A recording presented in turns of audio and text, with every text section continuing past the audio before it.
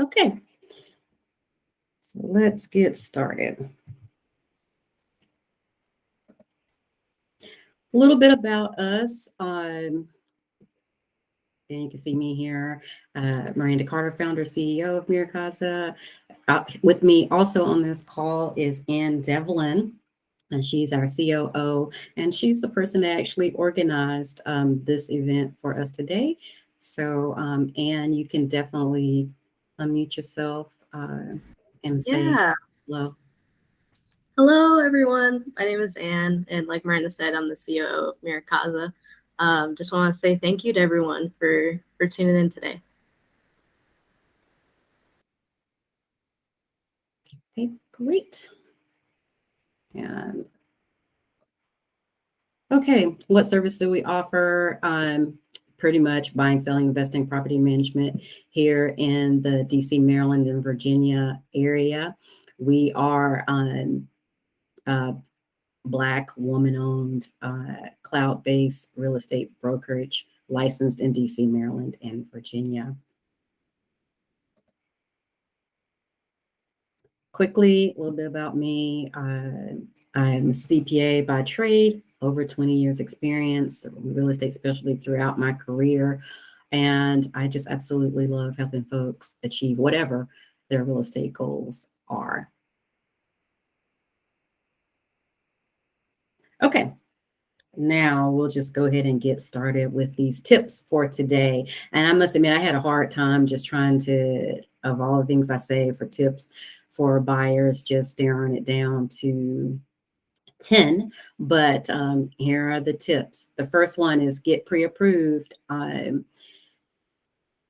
This cannot be stressed enough. A lot of people think a pre-qualification, which is where you may go online or something like that, put in your name, your social and stuff, and you'll get, this is how much you can afford to buy. That's just a pre-qualification. It's not a pre-approval.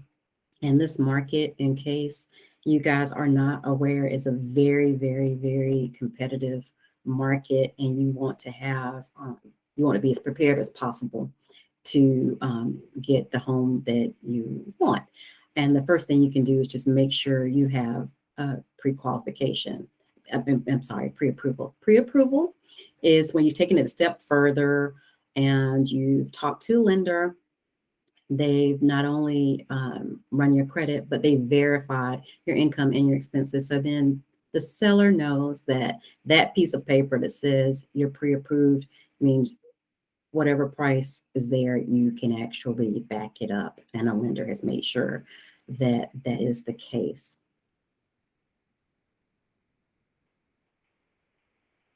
All right, now that I'm talking about the whole loan process, another tip is that you have about a 14-day window to shop for lenders. What does that mean? Because a lot of times I deal with buyers and they're like, okay, I don't want to keep on looking around for lenders because each time I look, my credit is going to take a hard hit, like, drop a couple of points or something like that.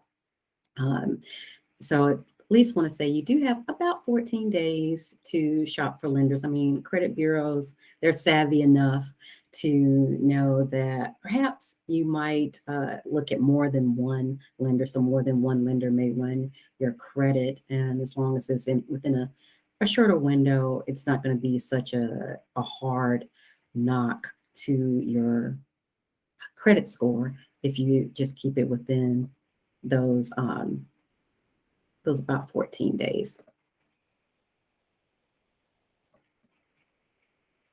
Okay, tip number 3. Especially in this market, people think that there is no down payment or financial assistance available if you need it. If you don't need it, that's fine. But there's still people out here, I can attest personally, that are getting down payment or financial assistance out here. And what do I mean by down payment assistance? Well, there's federal, national, state, and local programs that can do anything from reducing your interest rate, making you not have to pay any closing costs, or reducing that down payment down to zero. Or in the state of Virginia, we have mortgage credit certificates that you can get. So there's lots of things out here. And like I said, there are people right now still getting down payment financial assistance, and they're purchasing homes. I just had a settlement last week with a buyer that was using a NACA, and that program allowed her to get into a home with a 2% mortgage rate and zero closing costs, zero down payment. So it was very, very, very affordable right here.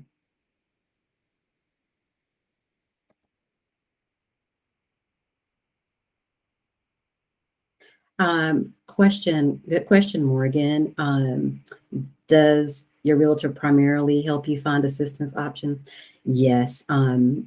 If you just ask them and you say, you want to look at all your options, they should have some idea. Also, each lender, they're going to have probably their type of programs. I know I get emails fairly frequently of a different lender that says, hey, we're offering $10,000 down payment assistance for first-time home buyers. Let any potential clients know. So yes, your realtor is definitely a source of information to help you with that. And if they don't know exact answer, they can definitely refer you to somebody else that would be able to better help you with some type of assistance out there. But it is definitely available. And I know that I've talked to people and they just thought, oh, I just got to make sure I just save up for all my down payment and stuff. And that's why they're waiting to purchase a home. And then while they're waiting, of course, the price of the home keeps on going up and up, and the interest rates go up as well. So it makes that dream of home ownership just get further and further away. So definitely there's stuff out there. You just have to ask. Yes. Very welcome. Okay. The next tip I have is doing your due diligence. I can definitely not stress this part enough. In this area, people are spending hundreds and hundreds of thousands of dollars on a house. And I think if you're going to spend this kind of money, you should do a little bit of due diligence, because your realtor, your lender, and home inspectors, they can't do everything for you, and you're going to be the one that's going to be paying that mortgage. And what do I mean by due diligence? Well, even in a tight housing, market where you have to make a decision quickly, you can maybe go see a house on a Friday, go see it, and then determine whether or not you like it, you want to put an offer in on it.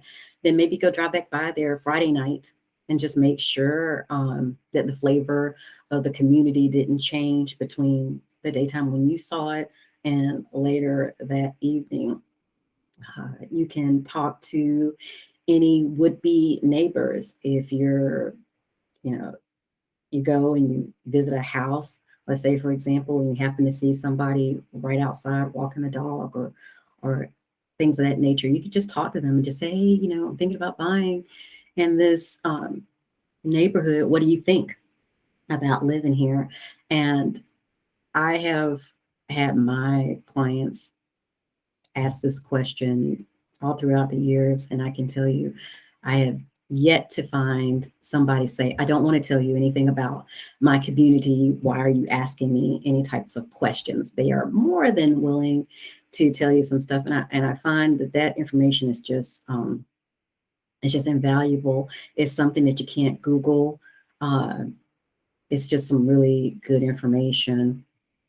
One of the stories I like to tell, and people have heard me tell this one many times, is one neighborhood my buyer was thinking about moving into. It literally had a house. The house was in front of the railroad tracks. So the railroad tracks were basically in the backyard. Over the fence, there's some railroad tracks. And he talked to the would-be neighbor that was outside and asked him about the neighborhood. And the guy told him all about the neighborhood and things of that nature. But more importantly, he told him about how long it would take for his body to be acclimated to the railroad tracks, that he would no longer even notice that the train is going back behind him. I mean, maybe you could Google it. I don't know, but it was pretty interesting. I thought that he would just, blurt it out and just say it. We didn't ask about it. He just told him. That was some very helpful information. So definitely talk to your would-be neighbors. Here in Virginia, we have a form that you have to sign when you're buying a place. It's about Megan's Law.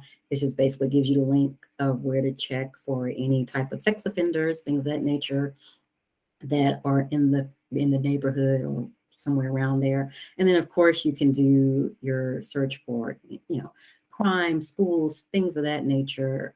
Just like I said, just do all of your due diligence, because as you are going to be the one that's spending hundreds of thousands of dollars on a place. So do your due diligence.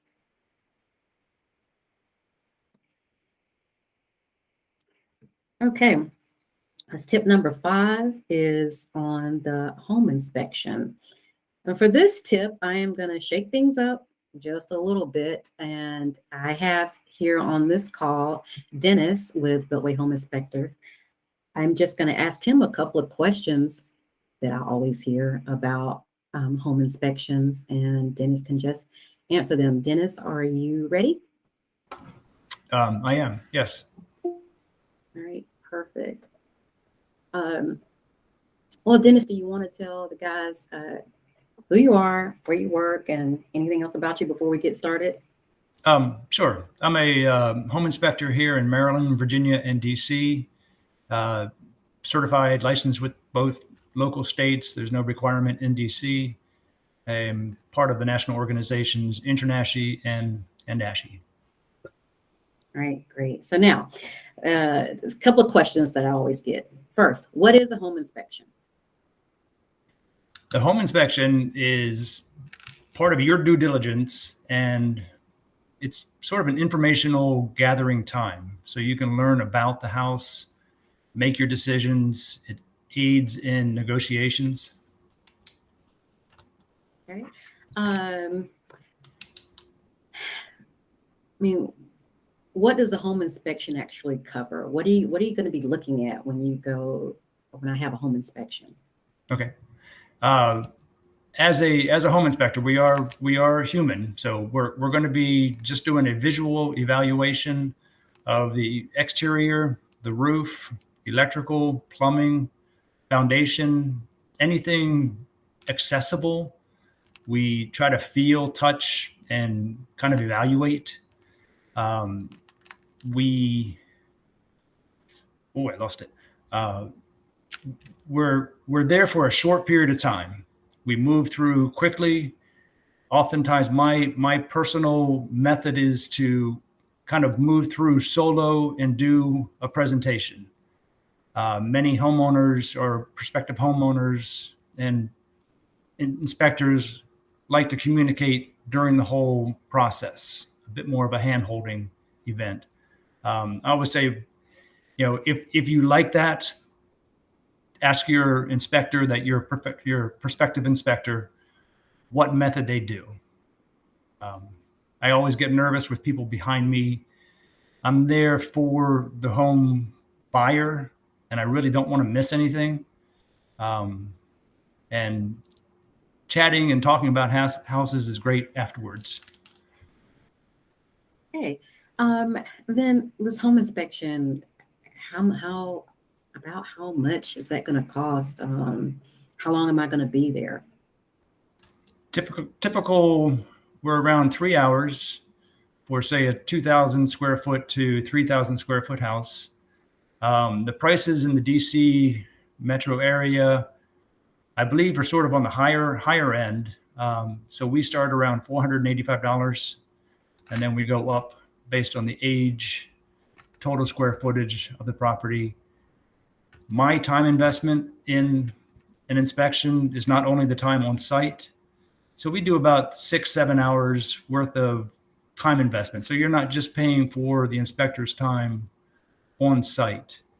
Going for the very low cost, I see that people are regional, the different areas, so everything is different. But to go for only cost, sometimes you get what you pay for. Person may be very new, very inexperienced. So do your research, look online, look on the different Yelp, Google, find out those, read those reviews. Okay. And so another thing that I've heard, of course, my personal belief is still that you're spending hundreds of thousands of dollars on a place. Perhaps it's worth it to spend a couple of $100 to just make sure you're not walking into a potential money pit. But I understand also that this market, again, is super competitive.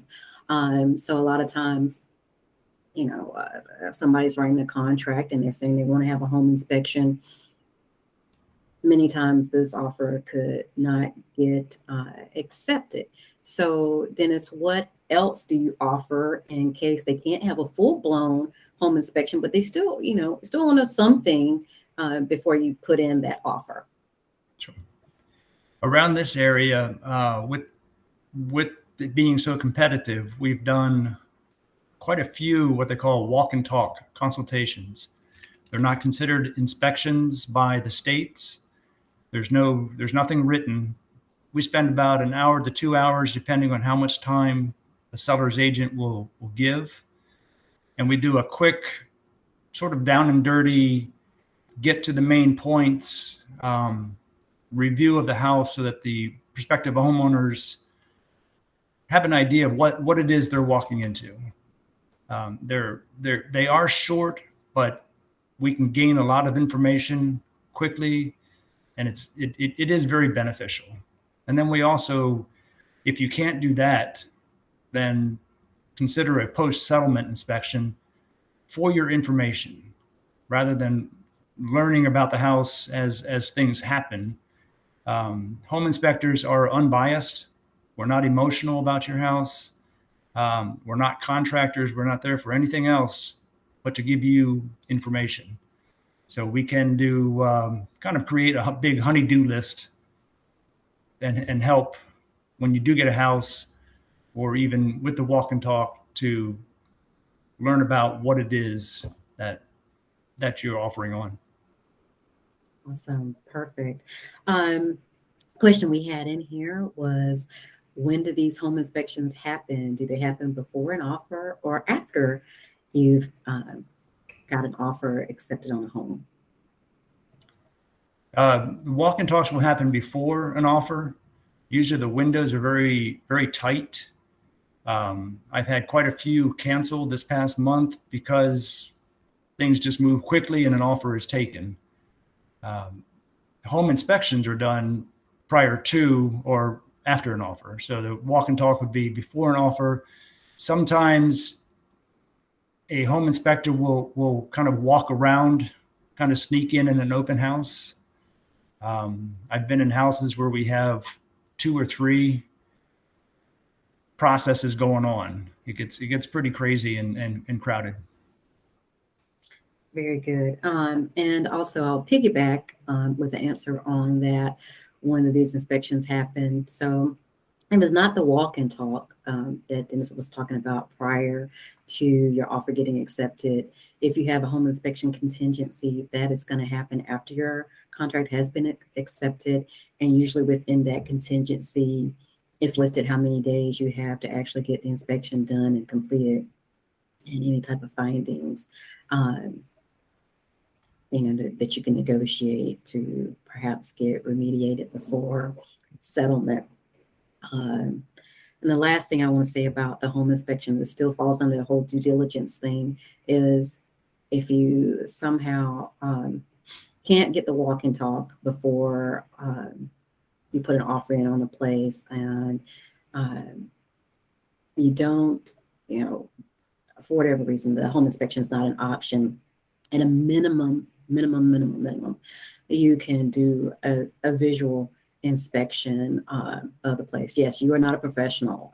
So no, you're not going to know all types of things, but you can at least visually look at a place and see whether or not you see any obvious signs of leaking, shingles missing, maybe a gutter detached, strange smells in the house, any evidence if you look up or look down or around on the walls that you see any type of water damage there. At a minimum, at least do that much. And so, Dennis, I'd like to thank you so much for giving us your knowledge on this tip. Thank you. You're welcome. Next thing, tip number 6, it's a home warranty. This is sometimes, I know it's home warranty, home inspection. Sometimes it gets a little bit confusing, but the home warranty, and sometimes people also get this confused with insurance on the place. A home warranty is just kind of what it sounds like. It's a home protection plan, and it covers a variety of items for 1 year after purchase. So it covers appliances, heating, and cooling systems, electrical and plumbing, things of that nature. I've had several, clients actually purchase the home warranty, and most time you hope that you don't have to actually use it for anything, but when they have had to use it, it's come in quite handy. One example I have is with a buyer. This was actually an investor buyer. We went ahead and they got the home warranty, and I went into the house in winter. I came in right after settlement. It was ice cold. The heating system had went out, but since there was a home warranty, they were able to get the HVAC people to come out, replace that. Something that would have been thousands and thousands of dollars. We just spent just a couple of $100 on the items that, obviously it's always fine print, that were not actually included in that home warranty, but at least the home warranty bought a little bit of a peace of mind for 1 year about any stuff, major type of things happening that can't be fixed. And just so you know, a home warranty in this area, they're running around $500 for a home warranty, $500 to $600. It just kind of depends on the size and things of that nature of the place. So tip number 6, that home warranty. Okay, tip number 7 is about earnest money and how it can actually be in jeopardy. This should never happen, but you should be aware of it. When you're putting an offer on a home, you have to put with that offer what we call earnest money, and I call it your good faith money. That's the money you put up with this offer, and you let the seller know, hey, I'm serious. I am not going to wake up on day 30 and decide I just want to back out of this contract. And in this region, it's typically several $1,000s that you put up with your contract.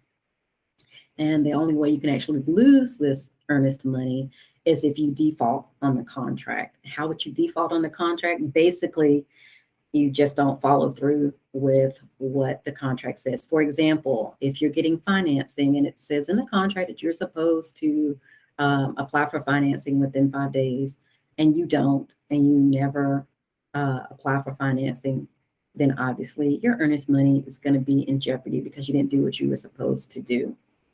Or again, you just wake up on day 20 or day 25 or day 30 and just decide, you know what, I don't want to buy this home anymore. Then your earnest money is going to be in jeopardy.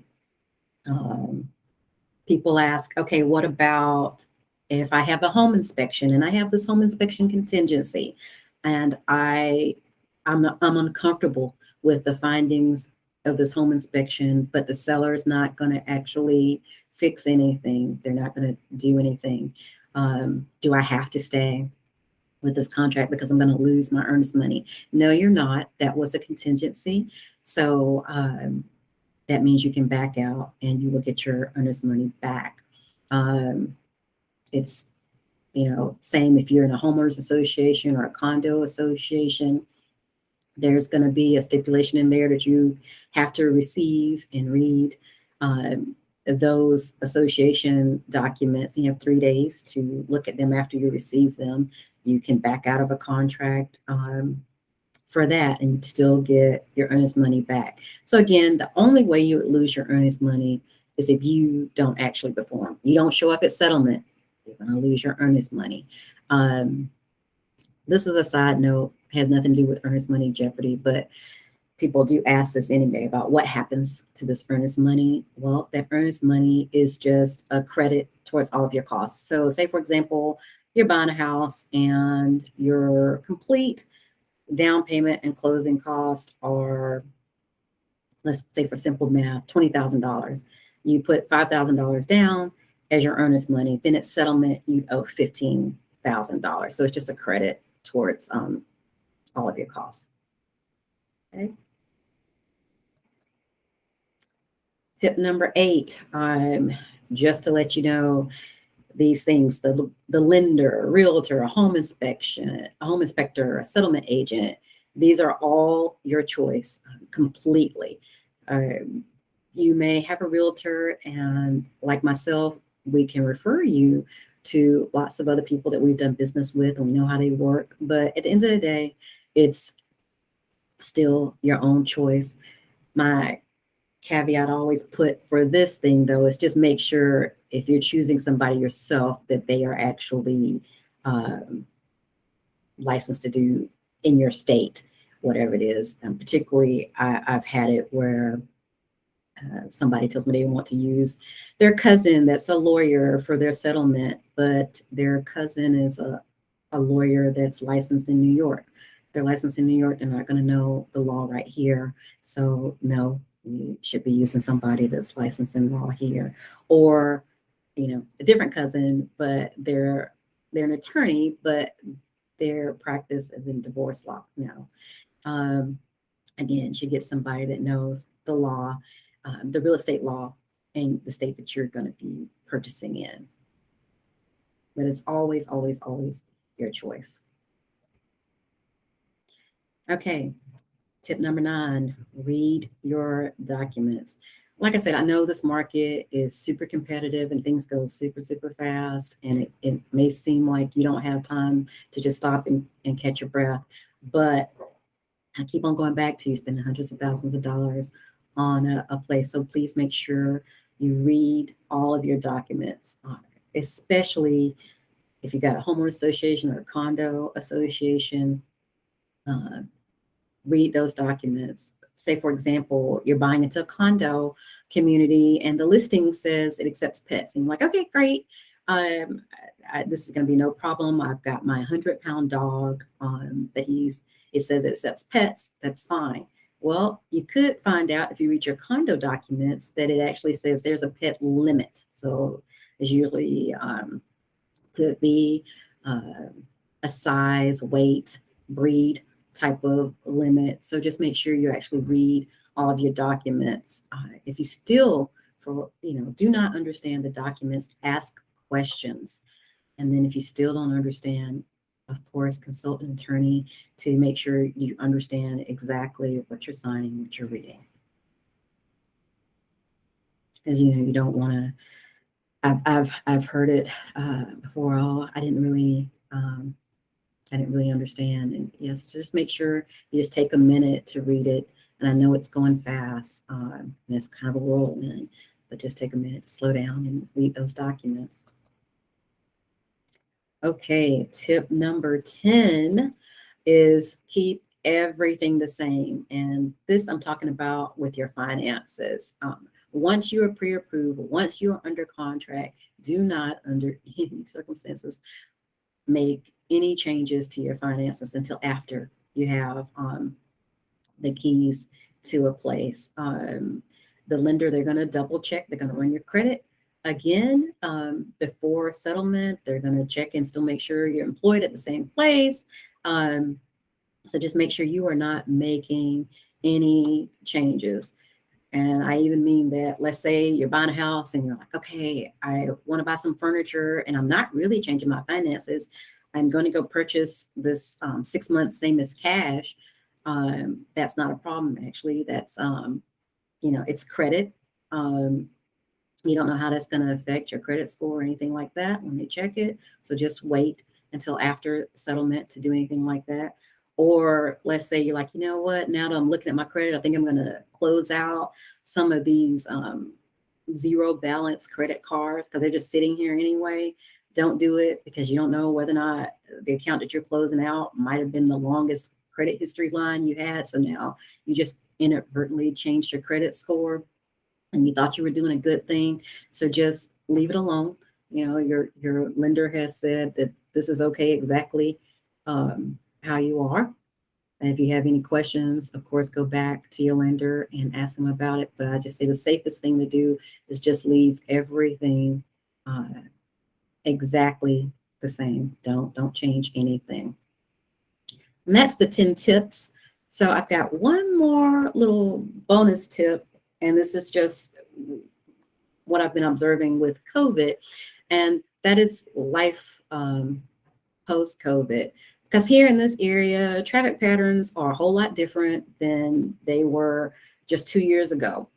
And so I've been seeing people move further and further away from, say, DC, and their job is actually in DC. And, I ask, okay, kind of far away from DC, and they're like, oh, I drove and it didn't take me very long to get here. It was only like, an hour, and it's an hour now, but what happens if we get back to closer to normal commutes and that very comfortable hour turns into 2 hours? Is it still where you would you'd still say, yes, I want to go ahead and live here? So just keep it in the back of your head. Now that things will probably change again, and if there's any type of commuting that you're kind of considering, that when you're making your home purchase. With that, I am done with my part. Does anybody have any other questions that I didn't answer?